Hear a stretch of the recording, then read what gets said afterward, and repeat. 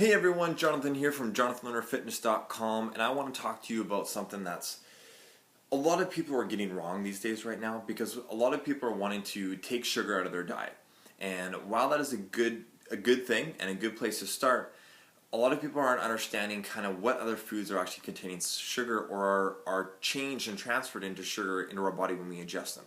So what I want you to think about when you think about taking out sugar, what are the things that you think about? So generally, first things first would be sweets, desserts, granola bars, juice, things of those nature, right?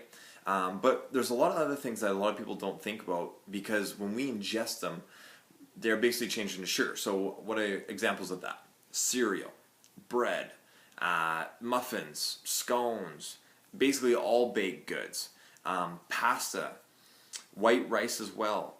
And all these things outside of white rice are very processed, very refined before we even get a chance to put them into our body. And what happens is, because they're so processed, because they're so broken down in the initial stages of the manufacturing and processing and everything, that when we ingest it into our body, it's very easy for our body to break it down. And what that does is our body then essentially, it breaks down into sugar very fast into our system. And then what that does is it causes our blood sugar to raise way up. And what that does, because then our body says, hey, our blood sugar is way too high, we need to release some insulin to bring it down. So we release insulin. And what happens is then generally we bring that blood sugar down quite low.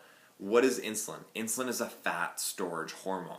It causes you to store things in your fat and add more fat to your body. So if you are constantly eating things that are processed and refined and packaged, these are all things that are going to cause your blood sugar to raise. So what do? We release insulin, that fat storage hormone, so we're going to store more sugar as fat under our body because we have too much of it. And then what happens a lot of the time is that blood sugar level drops down too low. Say this is normal. And our body says, okay, our blood sugar is now too low. We need to eat something to be able to bring our blood sugar back up to normal. What do? We most likely go to those foods that are the junky, processed, refined foods. So what do? We go back up again, and then back down, and back up, back down. And we go through this cycle of constantly having to store this sugar as excess fat on our body. And yet we think that because we've taken out the sugar from other types of desserts and junk and things like that, that we're getting rid of it. But really, there's so many other things that are causing it, and things that we weren't necessarily aware of, because it seems like we're eating a whole food. A sandwich doesn't really seem that bad. And I had a client this morning, that's exactly what we talked about. Is she had a sandwich on a regular basis, and she had noodles on a regular basis. But they break down so fast into the body that we essentially treat it as sugar. So she's adding calories, adding fat onto her body that she's trying to get rid of without even understanding or knowing it. And so it's making it harder and harder for her to be able to reach those goals. So I want to share that with you. I hope you get that. I hope you have understanding. If you have any questions, just post them down below this video.